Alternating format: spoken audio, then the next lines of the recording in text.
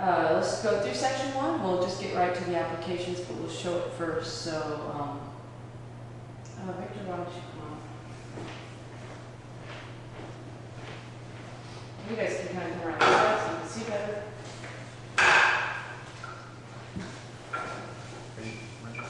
I think it's recording. I should check.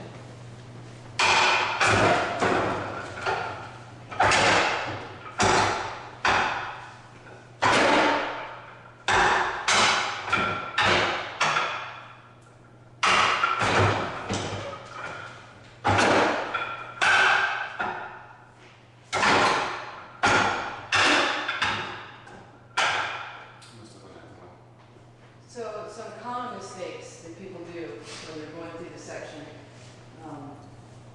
When you start off, one common mistake is just wait right for the first beat. People will go up this way.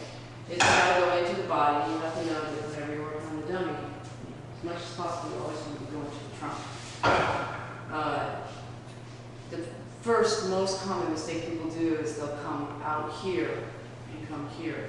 It's important when you do this that you come through the center of the arms. Otherwise, this arm is on the inside and the person will be hitting you, obviously. So you want to make sure that you come up through the arms, and then as your body turns, then it's on the outside here. Okay? Next common mistake people get in the bong sao, and they break contact, and they come down here. So it's important when you're in the bong sao that you keep contact here. Okay? As far as the feet go, people will come here and think if it goes all the way to the ground, they'll just kind of get their ankle on there. But it's not good enough. You go to the center like this. If I'm just right here like this, then I'm not affecting your structure at all. If I'm just right here like this, I really don't have the ability to affect the structure at all. So you have to remember, we're not just trying to hit our shin up against here. It's not just shin clashing. The idea is if you want to use Bumon, you can come in and take their stance from them and affect their balance. So when you come in on the side here, you know, your shin is what's meeting, but you have to understand you're as a person and you're applying it. You would be using your leg and using Bumon, getting in there with that. Okay, the next thing you have to watch for is right here. People will inevitably pull back and come like this because they want to hit it and make a sound. This is straight. From here to here, it's just a straight line. So when you're practicing the dummy, make sure you're coming in this right here. The gansao is not into it this way. It turns this way. So if you watch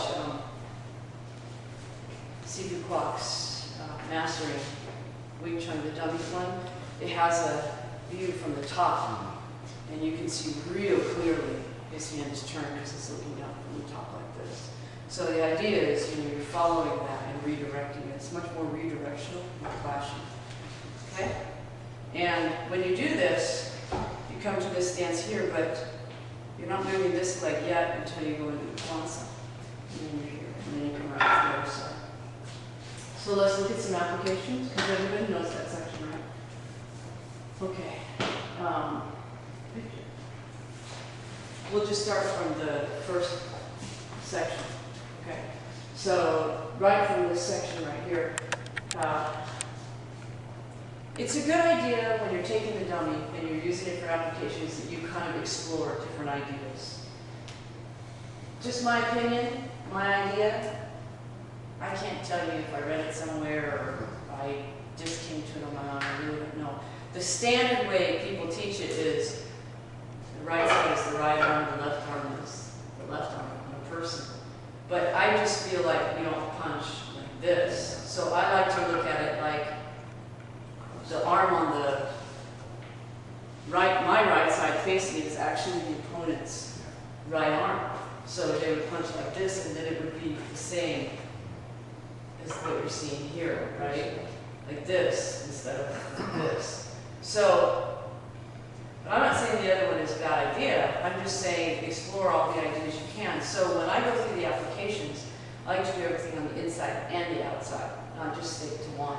Because frequently people will say this is bong on the wrong side, and then you're correcting it. And you can practice it that way. I'm not saying that's a bad application at all. I'm just saying have more than one idea, practice more things. So the first one is coming like this. You can practice it on the inside, you can practice it on the outside. He throws a punch at me, so punch, and I'm here on the inside. Now, when I say it's important that you make sure you have this line right here, you don't want to go on the outside here, because then they could punch you, right? So when the second punch comes in, I need to come on the inside here, okay?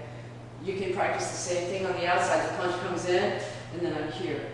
So he's here, punching, and then I come here. When you go to do the neck pull, you can do this a couple different ways. You can pull them into you, meaning a strike as they go. I personally would never want to pull really hard that I'm pulling them on top of me, because that could end up being bad for me. But I could pull them into an elbow, I could pull them into a punch, I could pull them into whatever. Sifu Angela Minerva, he's doing the application from the inside here, and he likes to use his yuma and pull them to the side this way. If you're going to do that, go ahead, throw the 2 punches. If you're going to do that, you need to know when you do that, that it might not be so easy just to pull them this direction if they don't want to go. So you kind of have to make sure you use this arm right here. When I straighten this arm and get them off balance, then it's a little easier. Or if I take my hand and leave the neck per se and get more of the head when I do it, then it's going to, where the head goes, the body will follow. So I'm not saying it's bad application. I'm just saying if you think you're just going to pull someone and push them that way, you know, you better practice that, try it out, and see what's going to make it work, because it might not be that easy.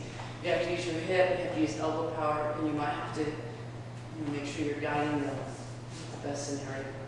So I want you to get a partner, and first we'll do it, so everyone's doing the same, we'll do it on the inside. 2 punches here on the inside, and then you can pull them into a strike, or you can pull them down however you want. It's not a bad idea to try going it from the side, so cooperate with your partner first, and then give them a little resistance and see what's actually going to make it work. So everyone's doing the technique on the inside of the punch to start off with. So there's a raising the first one. Not here. Not meant to be here. But you might not stay right there. You hit you, so if you're out of the way and miss, then I come back with something else. Okay, let's go to the outside now. So the inside quite a bit. So next pitch for a punch at me. Now I'm coming on the outside, and then I'm lopping and striking here, and then I can pull him right into whatever I want to do from there. So you're on the outside, you're here, and then you're pulling him into the strike. Right up. What's the question? Okay. So it's going to be 3. There you go. You want to do it just like on the dummy. So You're going to raise the ball with this one. You're going to turn into a chunky stance with this one. And then you can turn back to center, or you can step and strike with your group. No, I need to allow myself. Just make sure you have it's a little out. this together. It's 2-way interview. So make sure from here, these are connected. Because your hip is powering lock and it's powering strike all at the same time.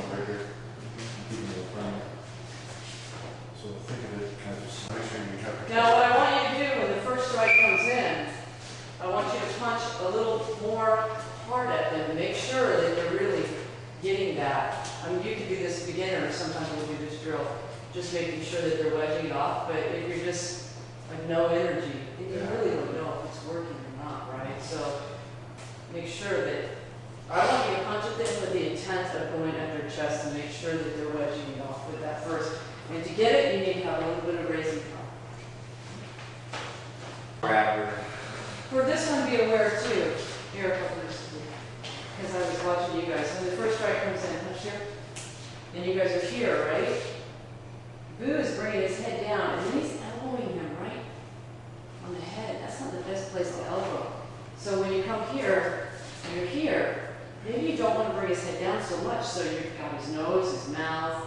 If his head's turned the other way, if it's turned this way, you can go here. Let's go to the next section. So we have this, and we find ourselves with the bomb coming around to the tonsil, right? The footwork too is, you can relate all the footwork to the stances. or to the form. So you have Silam Tao, Chung Kyu, and then Uchi, right? That's the footwork. That is the easiest way to relate and remember it. So let's go from the Bong Sao. We're going to start, first application, Bong Sao will be with 2 punches, and not bonging on the wrong side, but bonging on what would be the right side. This is Paul. Oh, wait until he puts his hand on the right. He's going to punch with this hand on the bong. Now, when he comes in and punches with the other side, then I'll do the time because that's what we're doing here, punch. And then this can be in the form right here, right? The strike can be anywhere. So, and then tom. And if you want to do it just like the dummy, you will add the footwork, so bong, and then come in with the strike. And understanding the strike can be anywhere. Now, yes, this could be a lop sao, it could be a lot of different things, and we do practice different things in the form as we go. So this time, bong and time. We do this drill, right? Just this right here. Right? Bong, tom. It's the same exact thing. So you got to just relate it to the basic drills. Everything in Wing Chun is not new, it just builds. So keep it basic. This one, then we'll do it different idea in a minute. That one first. Get a new partner. Thanks.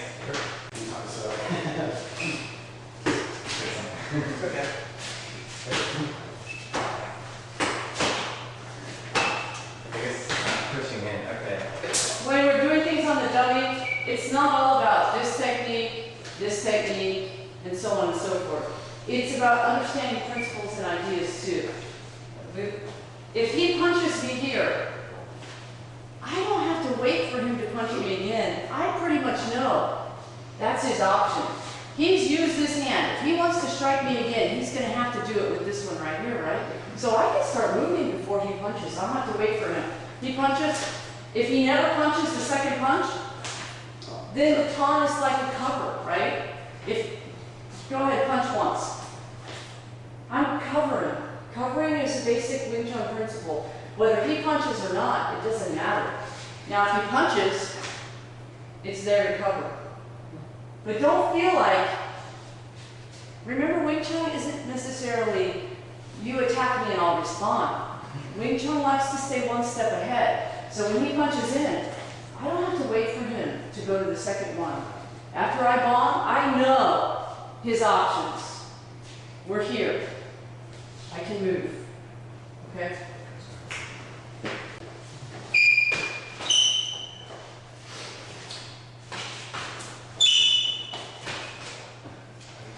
Okay, now let's look at it from a little bit of a different angle. So that's it. They're throwing 2 punches and you've bombed on the correct side. Now we're going to assimilate it like we bombed on the wrong side. So he punches, and I find myself on the wrong side. Okay? Same thing, I'm just going to come around. If I find myself in this situation, it's bad for me because he has this arm and I'm wide open and asking to be hit, right? So Silam Tao teaches us, bong, drop your elbow, right? I bombed on the wrong side, and now I'm going to come here like this. Okay? We'll do that just a few times and then we'll add another step to it. So from here, I bombed on the wrong side, I go to step, and then I'm coming right in with Tan here, using a Kwok Sao. I'm keeping my elbow here and bomb. Let's do this. This is just covering, so he can't hit me low. And then I probably just fall asleep. One more time, bomb on the wrong side, he steps out, and I'm coming in with Kwok Sao. So on the dummy, we're skipping this motion, and we're going right to this one. Okay, try that. We'll do it with the Gong Sao now. There. So the first strike is going to come in, same situation, we're in Gong Sao, on the wrong side here. Now, I'm leaving myself open, so he's going to take advantage of that and come in. This is where you use the Gong Sao switch here, like this. He punches in, you bomb on the wrong side, and then you're coming right down with double gong. This hand has to be placed here and control this one as you block here. Okay? Try that. So the gong takes that up there, and the right hand maintain accountability and have huge to the inside of it. We started out going on the outside, followed it down with the hue, and now I can strike. Every single section of the dummy closes this way. We practice this in every single section. So along the way, someone thought this was pretty important. So this is a lot of repetitive, but you're constantly learning to get control of that arm and move it out of the way. And you're using two-way energy and Yuma the whole time. You have here, then you're turning and hewing and coming with the other side the whole time. So demonstrate it one more time and then we'll have you guys get partners. You can do it against one punch or two, practice it both ways, it's all fine. All right, get a new partner.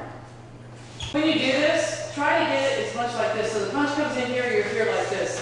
Punch comes in here, you're here like this. When you go for this, the strike, make sure that you're staying on the inside here. So you're 1, 2, and then on the inside. If you go to the inside, then you're blocking their arm. If you let yourself get sloppy with it and you come too far out, then he could be hitting me before I'll be gone again, probably. So again, when you hew, keep, well, if you're a UG student, it's right here, right? The importance of staying right here. So as you're practicing it, try to keep that right on. You can vary the final strike however you want. You know, how you're comfortable with. On the dummy, it's just straight to the face, straight up and down.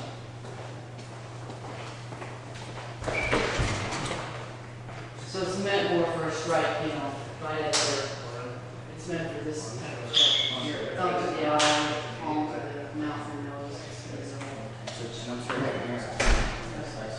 And that would be fine. I'm just saying on the dummy, it is, it's good, you know, practice a variety of ways to strike.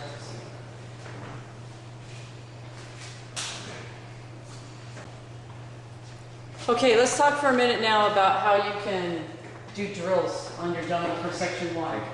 The good drill to start with is go ahead and put your feet in a position like you are for the tongue after the beginning section right here, here. And then turn this way with the palm snap and just practice using Yuma, right?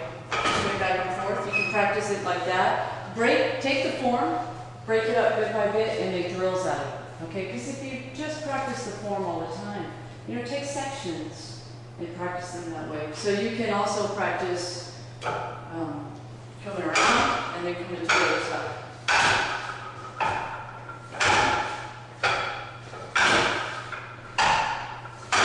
And then just go back and forth and back and forth. Take pieces. Do that with the whole form. You can come here. Just take pieces and make drills out of it and practice it that way. It's very, very good. Eventually, you know, when you go through the dummy form, you learn the form. It's like all the other forms, right? You learn Sill Tap, and you learn drills. You practice drills. You learn Chum Q, you practice drills. So you can do the same thing with the dummy. Learn the form, and then each section you go through, make drills and practice drills.